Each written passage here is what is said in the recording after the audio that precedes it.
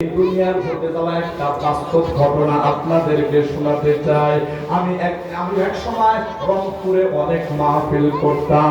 রংপুর নীলফামারী কিশোরগঞ্জ থানার ভিতরে আমার বাড়ির ভাইরা, আমার বন্ধুরা, যেই জায়গার ভিতরে মাহফিলের ইন্তজাম, ওই জায়গার ভিতরে মাহফিল করবো, আমি প্রধান মেহমান মাহফিল করার জন্য যখন স্টেজে বসেছি, ওরে বন্ধু, এলাকার চেয়ারম্যান সাহেব আসছেন প্রধান অতিথি। এলাকার চেয়ারম্যান তিনি কিছু কথা বলবেন, দাঁড়ায় গেলেন মাইক নিয়া।